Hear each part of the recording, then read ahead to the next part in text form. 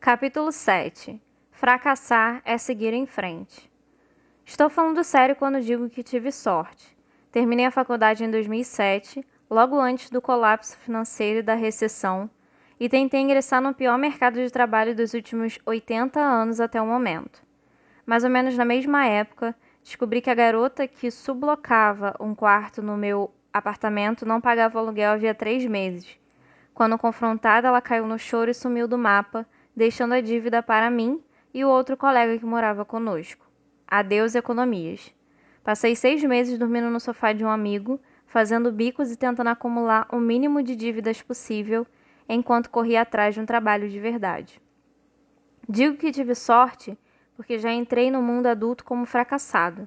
Comecei lá embaixo no subsolo, sendo esse o maior medo de todo mundo em uma fase posterior da vida, na hora de abrir uma empresa, trocar de carreira ou sair de um emprego horrível. Foi bom conhecer a sensação logo no começo do caminho. Dali as coisas só podiam melhorar. Por isso, sim, tive sorte. Quando você mora num futon fedido, precisa contar moedas para almoçar no McDonald's uma vez por semana e não recebeu resposta para nenhum dos 20 currículos que enviou, começa a escrever num blog e abrir uma empresa idiota na internet não parece ideias assustadoras. Se todos os projetos que eu começasse dessem errado, se nenhum texto meu fosse lido, eu voltaria ao ponto de partida. Então por que não tentar? O fracasso em si é um conceito relativo.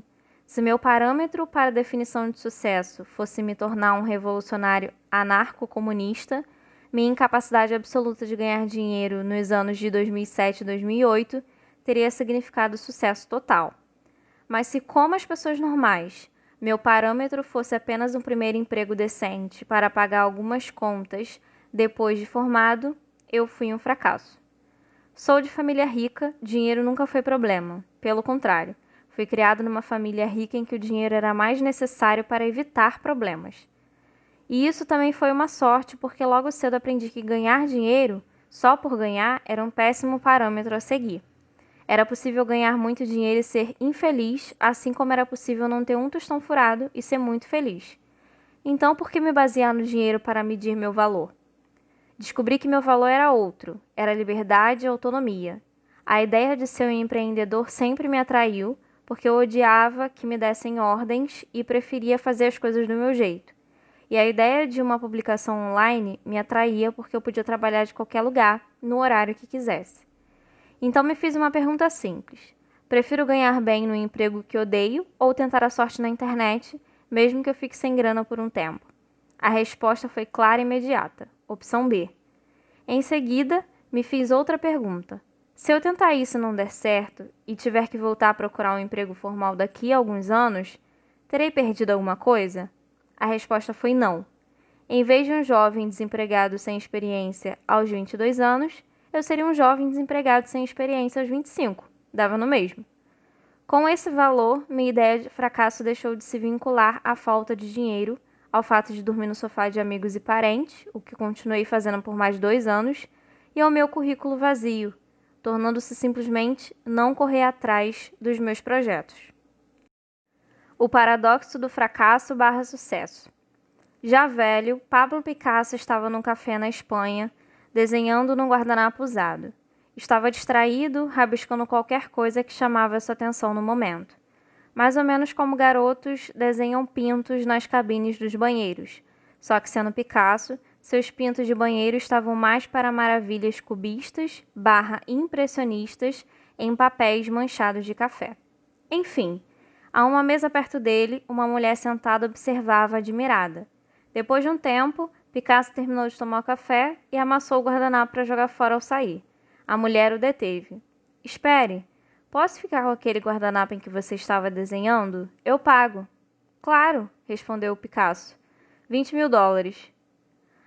A cabeça da mulher foi lançada para trás, como se ela tivesse levado uma tijolada na cabeça. O quê? Mas você levou 2 minutos para desenhar aquilo. Não, senhora, retrucou Picasso. Eu levei mais de 60 anos. E guardando o guardanapo no bolso, ele saiu.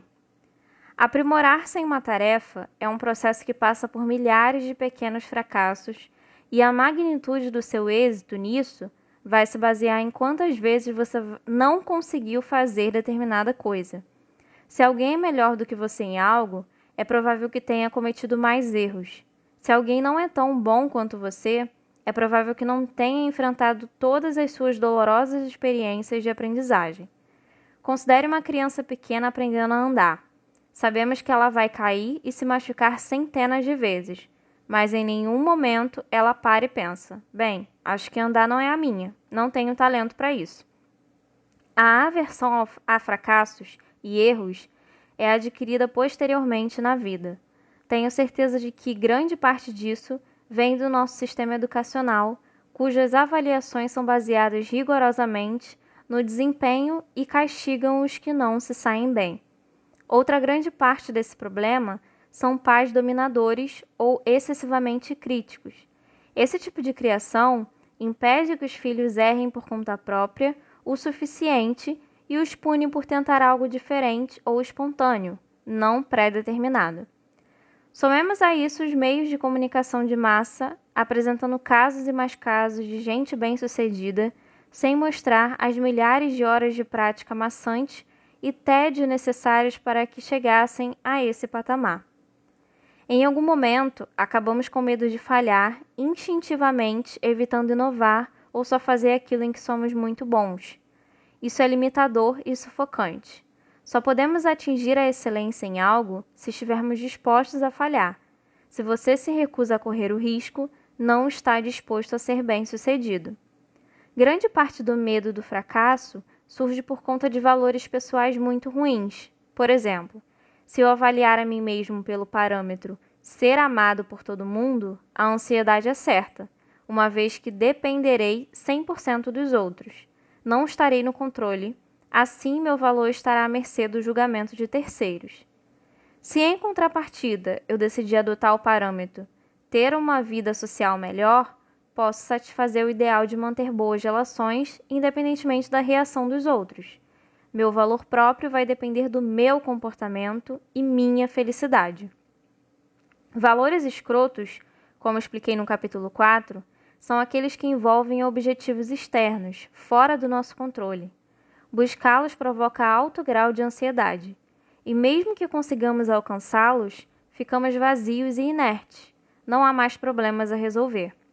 Valores melhores, como vimos, são focados no processo, algo como honestidade ao se expressar, um parâmetro a ser adotado em virtude do valor honestidade, nunca termina. É um problema que precisa ser revisto sempre. Toda nova interação social e todo novo relacionamento trazem novos desafios e novas oportunidades para se expressar com sinceridade. Esse tipo de valor é um processo contínuo e vitalício. Se seu parâmetro para o valor sucesso pelos padrões comuns é casa própria e carro bom, e você passa 20 anos trabalhando para conseguir isso, não terá mais parâmetros a se guiar quando atingir a meta. E aí é bom dizer alô para a crise da meia-idade, porque o problema que o motivou a vida toda lhe foi tirado. Daí em diante, não haverá como continuar crescendo e melhorando. Só que é o crescimento que gera felicidade, não uma longa lista de conquistas arbitrárias. Nesse sentido, os objetivos convencionalmente adotados, fazer faculdade, comprar uma casa de praia, perder 10 quilos, oferecem uma quantidade limitada de felicidade. Eles podem ser úteis quando buscamos benefícios rápidos e de curto prazo, mas são uma droga como guias para uma trajetória de vida num sentido mais amplo. Picasso foi prolífico por toda a vida. Viveu mais de 90 anos e continuou a produzir praticamente até morrer. Se seu objetivo fosse ficar famoso, enriquecer com arte ou alcançar a marca de 1000 quadros, ele teria estagnado em algum momento, teria sido dominado pela ansiedade ou pela insegurança. Provavelmente não teria se aprimorado e inovado em sua arte como fez década após década. O sucesso de Picasso é explicado pela mesma coisa que explica por que ele, já velho, gostava de desenhar em guardanapos quando sentado sozinho num café. Seu valor de vida principal era simples, humilde e interminável: me expressar de forma honesta. Por isso aquele guardanapo era tão valioso. Dor faz parte do processo. Na década de 1950, um psicólogo polonês chamado Kazimierz Dabrowski estudou os sobreviventes da Segunda Guerra Mundial e seus diferentes modos de lidar com as experiências traumáticas que tinham vivido na guerra. O cenário em questão era a Polônia, então pode imaginar uns eventos bem terríveis. Aquelas pessoas haviam sofrido ou testemunhado fome, bombardeios que transformaram cidades em ruínas, o Holocausto, tortura de prisioneiros de guerra, estupro e/ou assassinato de parentes, se não pelos nazistas, pelos soviéticos anos depois. Nesse estudo, Dabrowski notou algo surpreendente. Uma porcentagem considerável dos sobreviventes acreditava que, apesar de dolorosa e traumática, a guerra os tinha tornado pessoas melhores, mais responsáveis e sim até mais felizes. Muitos se descreviam no pré-guerra como pessoas diferentes, sem gratidão pelos entes queridos, preguiçosos, consumidos por problemas insignificantes, julgando-se mais merecedores de tudo. Após a guerra, sentiam-se mais confiantes, mais seguros de si, mais agradecidos e não se deixavam abalar por trivialidades e pequenos aborrecimentos do cotidiano. Tudo aquilo tinha sido horrível, é lógico, e nenhuma daquelas pessoas estava feliz por ter passado pelas tragédias da guerra. Muitos ainda sofriam com as cicatrizes emocionais. Alguns, no entanto, tinham conseguido canalizá-las para uma transformação pessoal positiva e poderosa. E eles não estão sozinhos nessa inversão. Para muitas pessoas, as maiores realizações decorrem das maiores adversidades. Em geral, nosso sofrimento nos torna mais fortes, mais resistentes, mais equilibrados. Muitos sobreviventes do câncer, por exemplo, dizem se sentir mais fortes e gratos depois de vencer a batalha pela vida. Muitos milhares relatam uma resistência mental obtida ao tolerar o ambiente de uma zona de conflito. Dabrowski argumenta que nem sempre o medo, a ansiedade e a tristeza são estados de espírito indesejáveis ou inúteis. Pelo contrário, com frequência representam a dor necessária ao amadurecimento. Negar essa dor é negar nosso potencial. Assim como a dor muscular é necessária para fortalecer o corpo, a dor emocional é imprescindível se quisermos desenvolver resistência emocional, um senso mais agudo de identidade, mais compaixão e, em última instância, ter uma vida melhor. Em perspectiva, as mudanças pessoais mais radicais acontecem depois das piores experiências. Só em face a uma dor intensa nos dispomos a reavaliar nossos valores e examinar suas falhas. Precisamos de algum tipo de crise existencial para analisar de forma objetiva a fonte do significado que damos à vida e só depois considerar uma mudança de curso. Qualquer um pode chamar isso de fundo do poço ou crise existencial. Eu prefiro chamar de tempestade de merda. Escolha o que achar melhor. E talvez você esteja diante desse cenário neste exato momento. Talvez esteja saindo agora mesmo do desafio mais importante da sua vida e se sinta desnorteado, porque tudo que considerava verdadeiro, normal e bom se transformou no oposto.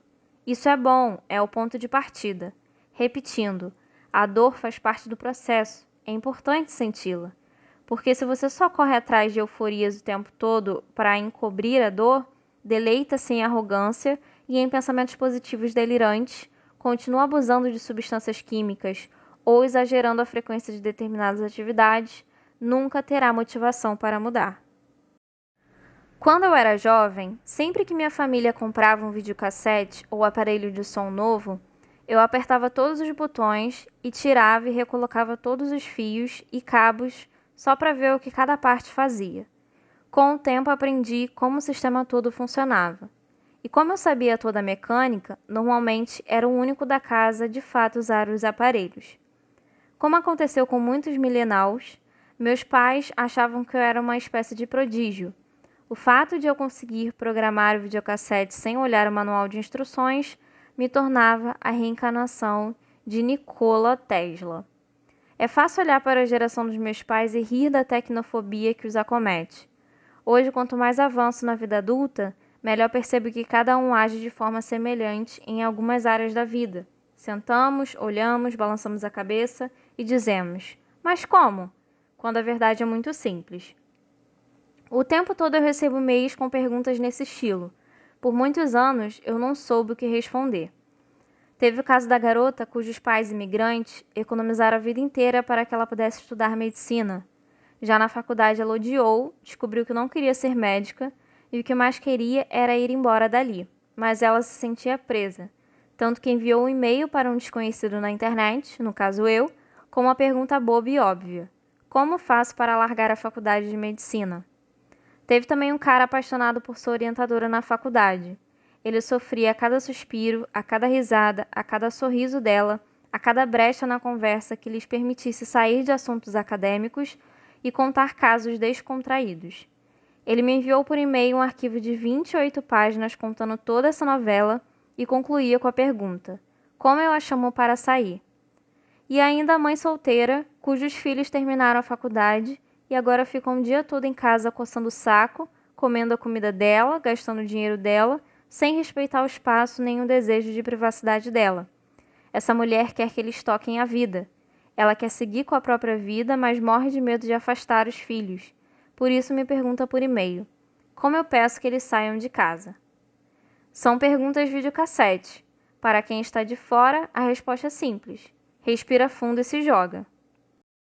Para quem está na situação, da perspectiva de cada uma dessas pessoas, são perguntas extremamente complexas, charadas existenciais embrulhadas em desafios lógicos e jogadas num balde cheio de cubos mágicos. Dúvidas videocassete são engraçadas, porque a resposta é difícil para quem está com a dúvida e facílima para todo o resto do mundo. O problema é a dor. Preencher a papelada necessária para abandonar o curso de medicina é uma ação direta e óbvia. Lidar com o desapontamento dos pais, não. Convidar a orientadora para sair é simples, basta uma frase. Assumir o risco de intenso constrangimento e rejeição é muito mais complicado. Pedir que as pessoas arranjem uma casa para morar é um caminho objetivo. Sentir que está abandonando os filhos é bem diferente. Eu lutei contra a ansiedade social ao longo da maior parte da minha adolescência e juventude. Passava os dias jogando videogame e as noites sufocando a inquietude com álcool e cigarro. Durante muitos anos achei que fosse impossível falar com um desconhecido, ainda mais se esse desconhecido fosse muito bonito ou muito interessante ou muito popular ou muito inteligente. Foram anos de mesmice e estupor, repetindo as mesmas perguntas de videocassete. Como? Como é que eu simplesmente vou lá e falo com alguém? Como as pessoas fazem isso? Eu mantinha todo tipo de crença equivocada sobre o assunto, como a ideia de que era proibido puxar assunto com alguém, a menos que houvesse algum motivo real para isso, ou de que as mulheres me veriam como um estuprador simplesmente se eu dissesse um oi. O problema residia em deixar minhas emoções definirem a realidade. Como eu sentia que as pessoas não queriam falar comigo, passei a acreditar nisso. Daí veio minha pergunta videocassete: como é que eu simplesmente vou lá e falo com alguém? Por não conseguir separar sentimentos de realidade, eu era incapaz de mudar minha perspectiva e ver o mundo como um lugar onde duas pessoas podem se aproximar a qualquer momento e conversar. Diante de algum tipo de dor, raiva ou tristeza, muita gente larga tudo e se concentra em entorpecer o sentimento ruim. O objetivo é voltar a se sentir bem o mais rápido possível, mesmo que para isso precise usar algum tipo de droga, se iludir ou retomar valores escrotos. Aprenda a suportar a dor que você escolheu. Ao escolher um novo valor, você também está optando por introduzir um novo tipo de dor em sua vida. Portanto, aproveite-a, experimente-a, receba-a de braços abertos. Depois continue agindo apesar da existência dessa dor. Não vou mentir, no começo vai ser muito difícil e você vai se sentir perdido sem saber o que fazer. Mas já falamos sobre isso, não? Você realmente não sabe nada. Mesmo quando acha que sabe, na verdade você não faz a menor ideia do que está acontecendo. Então, convenhamos, o que há a perder? A vida se resume a não saber nada e agir mesmo assim. Tudo na vida segue essa dinâmica inalterável. Isso não muda nunca. Mesmo quando você está feliz, mesmo quando está vomitando arco-íris, mesmo se você ganhar na loteria e comprar uma pequena frota de jet ski, a sensação de não ter a menor ideia do que está fazendo permanecerá. Nunca esqueça isso. E nunca jamais tenha medo disso. O princípio do faça alguma coisa. Em 2008, depois de me manter no emprego por incríveis 6 semanas, larguei de vez essa ideia e resolvi fazer alguma coisa na internet. Na época eu não tinha a menor ideia do que estava fazendo, mas concluí que se era para continuar pobre e infeliz, ao menos seria trabalhando para mim mesmo. Ao mesmo tempo, eu só me importava com mulheres, então liguei o foda-se e criei um blog para falar sobre as doideiras da minha vida amorosa. Logo na primeira manhã em que acordei com meu próprio patrão, o terror me consumia. Sentado diante do laptop, pela primeira vez me dei conta de que eu era totalmente responsável por todas as minhas decisões, assim como pelas consequências. Cabia a mim o web design, o marketing, a otimização de mecanismo de busca e outros assuntos obscuros. Estava tudo nas minhas costas. Tomei a atitude que qualquer pessoa de 24 anos que acabou de largar o emprego e não tem a menor ideia do que está fazendo tomaria. Baixei alguns jogos e fugi do trabalho como quem foge do vírus Ebola. Conforme as semanas se passavam e minha conta bancária mergulhava no vermelho, foi ficando claro que eu precisava pensar em alguma estratégia para me forçar a trabalhar as 12 ou 14 horas por dia necessárias para fazer um empreendimento decolar. O plano veio de um lugar inesperado. Um professor de matemática que tive no ensino médio, senhor Packwood, dizia: se você está empacado num problema, não fique parado pensando, comece. Mesmo que não saiba o que está fazendo, o simples ato de entrar em ação e tentar solucionar o problema vai acabar fazendo as ideias certas aparecerem na sua cabeça. Nos primórdios daquela rotina de trabalho autônomo, quando o esforço era diário, eu não tinha um caminho definido a seguir e estava apavorado com os resultados ou a ausência deles. O conselho do Sr. Packwood começou a acenar para mim lá do fundo da minha mente. Ressoava como um mantra. Não fique aí parado, faça alguma coisa. As respostas virão no caminho. Ao aplicar o conselho do Sr. Packwood, aprendi uma grande lição sobre motivação. Levei uns 8 anos para absorvê-la por completo, mas o que descobri durante aquele longo e exaustivo período de lançamentos fracassados de produtos, textos de aconselhamento risíveis, noites desconfortáveis nos mesmos sofás de amigos, rombos na conta bancária e centenas de milhares de palavras escritas, a maioria não lida, talvez esta tenha sido a coisa mais importante que aprendi na vida. A ação não é apenas consequência da motivação, é também a causa. A maioria das pessoas só age quando se sente motivada em certo nível, e só nos sentimos motivados quando temos inspiração emocional suficiente. Presumimos que esses passos ocorrem numa espécie de reação em cadeia: inspiração emocional, motivação, ação desejada. Se você quer realizar alguma coisa e não se sente motivado ou inspirado, você acha que já era, ferrou, não há nada que possa fazer. O impulso para sair do sofá e agir só acontece diante de algum grande evento emocional. A questão é que a motivação não se estrutura numa cadeia de 3 partes, e sim num moto contínuo: motivação, ação, inspiração, motivação, ação, inspiração. Ações levam a novas reações emocionais e, portanto, novas doses de inspiração que, por sua vez, motivam ações futuras. Com base nessa ideia, podemos remodelar nossa concepção da seguinte maneira: ação, inspiração, motivação. Se você não está motivado para realizar determinada mudança importante, faça alguma coisa, qualquer coisa. Depois aproveite o efeito da ação como combustível para se motivar. Eu chamo isso de princípio do faça alguma coisa. Depois de usá-lo para realizar meu projeto, comecei a ensiná-lo para os leitores que me procuravam com suas dúvidas de videocassete. Como faço para me candidatar a esse emprego? Ou, como digo a esse cara que estou afim dele? E coisas do tipo. Trabalhei sozinho nos primeiros anos, semanas inteiras se passavam sem uma produção sólida, simplesmente porque eu me sentia ansioso e estressado com o que precisava fazer e era fácil demais adiar tudo. Mas logo aprendi que ao me forçar a fazer alguma coisa, mesmo a mais insignificante das tarefas, as tarefas maiores pareciam muito mais fáceis. Se eu precisava reconstruir o site inteiro, era só me forçar a sentar e dizer a mim mesmo: Ok, vou só refazer o cabeçalho agora. Depois do cabeçalho pronto, eu naturalmente passava para outras pendências, até que quando me dava conta, estava envolvido com um trabalho cheio de energia. Tim Ferriss, também ele autor prolífico, conta uma história que ouviu certa vez sobre um escritor com 70 livros publicados até então. Alguém perguntou ao sujeito como ele conseguia se manter inspirado e motivado para escrever tanto. Ele respondeu: 200 palavras ruins por dia. Só isso. A ideia era que, ao se forçar a escrever 200 palavras do jeito que fosse, certamente o puro ato de escrever o inspiraria, e quando via ele tinha milhares de palavras. Se seguirmos o princípio do faça alguma coisa, o peso do fracasso é reduzido. Quando o parâmetro de sucesso é meramente a ação, quando todo o resultado possível é considerado um processo e tem seu valor, quando a inspiração é vista como uma recompensa e não um pré-requisito, somos impulsionados à frente.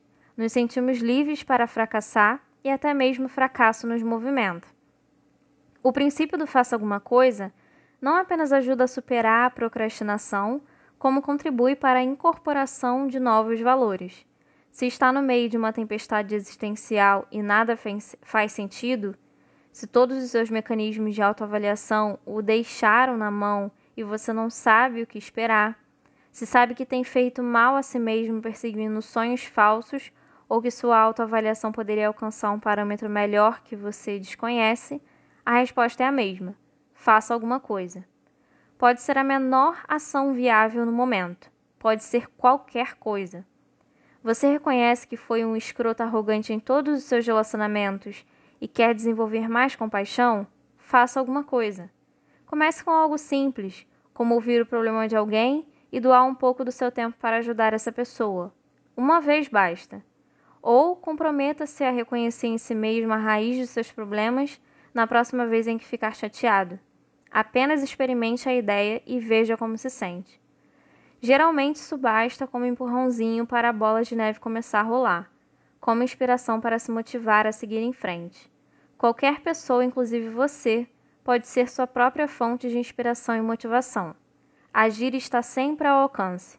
E se você adotar ou fazer alguma coisa como um parâmetro de sucesso, bem, nesse caso até o fracasso vai lhe dar um novo impulso. Capítulo 8. A importância de dizer não. Em 2009, vendi tudo o que eu tinha, devolvi o apartamento alugado em que morava e fui para a América Latina.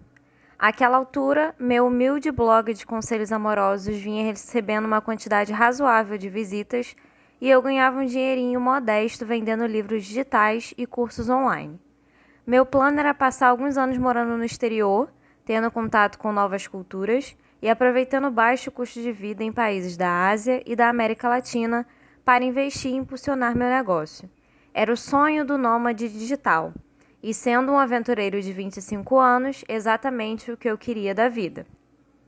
Vale observar que, apesar de a ideia soar sedutora e ousada, nem todos os valores que me atraíram para esse estilo de vida nômade eram saudáveis.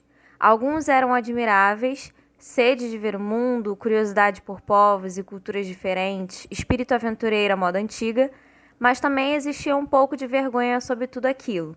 Na época, eu mal notava, mas se fosse honesto comigo mesmo, sabia que havia um valor errado à espreita. Não enxergava, mas em momentos de tranquilidade, se me permitisse ser completamente sincero, tinha uma sensação. Junto com a arrogância dos 20 e poucos anos, as coisas traumatizantes pra cacete da minha juventude tinham me deixado com vários problemas de comprometimento. Eu passara os últimos anos compensando a inadequação e a ansiedade social da adolescência. Como resultado, me sentia capaz de me aproximar de quem eu quisesse, ser amigo de quem eu quisesse, conquistar qualquer mulher, transar com quem eu bem entendesse. Então, por que me comprometer com uma só pessoa, ou mesmo com um único grupo social, uma única cidade, um só país ou cultura? Se eu podia viver tudo, era o que eu deveria fazer, certo? Armado com esse grandioso senso de conexão com o mundo, fiquei saltando de país em país, cruzando oceanos, continentes, em um jogo de amarelinha global que durou mais de 5 anos. Visitei 55 nações, fiz dezenas de amigos e me vi nos braços de várias mulheres. todas rapidamente substituíveis, algumas apagadas da memória já no voo para o país seguinte. Era uma vida estranha, repleta de experiências fantásticas que escancararam meus horizontes, cheias de euforias superficiais, perfeitas para adormecer minha dor subjacente. Eu tinha a sensação de estar vivendo um momento que era ao mesmo tempo muito profundo e muito vazio. Ainda tenho, aliás. Algumas das maiores lições que aprendi na vida e alguns dos momentos que mais definiram o meu caráter aconteceram durante esse período na estrada. Por outro lado, alguns dos meus maiores desperdícios de tempo e energia também. Moro em Nova York atualmente. Tenho uma casa mobiliada, contas no meu nome e uma esposa. Nada disso é muito glamouroso ou empolgante, e eu gosto que seja assim. Depois de tantos anos intensos, a maior lição que tirei da minha aventura foi que a liberdade absoluta por si só não significa nada. A liberdade nos dá a oportunidade de encontrar um significado maior, mas ela em si não tem necessariamente nada de significativo. No fim das contas, a única maneira de encontrar significado e propósito é rejeitar alternativas num processo que constitui um estreitamento da liberdade ao escolher formar vínculos e assumir compromissos com um lugar, uma crença ou, aí, uma pessoa. Essa percepção me ocorreu lentamente durante meus anos de viagem. Como acontece com a maioria dos excessos que cometemos, é preciso se afogar neles para perceber que não nos fazem feliz. Foi assim comigo. Enquanto eu me afogava no meu 53º, 54º e 55º países, comecei a entender que de todas aquelas experiências empolgantes e incríveis, poucas teriam algum significado duradouro. Enquanto meus amigos nos Estados Unidos estavam se casando, comprando casas e dedicando seu tempo a empresas interessantes ou causas políticas, eu flutuava de uma euforia a outra. Em 2011, fui a São Petersburgo, na Rússia. A comida era uma droga, o clima estava uma droga. Neve em maio? Estavam de sacanagem com a minha cara. Meu apartamento na cidade era uma droga, nada deu certo, tudo era muito caro. As pessoas eram grosseiras e tinham um cheiro estranho. Ninguém sorria e todo mundo bebia demais, mas eu adorei. Foi uma das minhas viagens preferidas. A cultura russa tem uma aspereza que costuma desagradar os ocidentais. Ficam para trás as falsas simpatias e as cortesias verbais. Ninguém ali sorri para desconhecidos, nem finge gostar de alguma coisa por educação. Na Rússia, se alguma coisa é ridícula, você diz que é ridícula. Se alguém está sendo babaca, você diz que está sendo babaca. Se você gosta de alguém e se sente muito feliz quando está com essa pessoa, você diz a ela que gosta muito dela e que se sente muito feliz quando está com ela. Mesmo que a pessoa em questão seja um amigo, um estranho ou alguém que você conheceu há 5 minutos na rua. Na primeira semana, achei tudo isso muito desconfortável. Fui tomar café com uma garota russa e 3 minutos depois de nos sentarmos, ela me olhou de um jeito estranho e falou que o que eu tinha acabado de dizer era uma idiotice. Quase engasguei. Não havia nenhum traço de agressividade em sua voz. Ela falou como quem conta um fato trivial, o clima naquele dia ou o quanto ela calçava.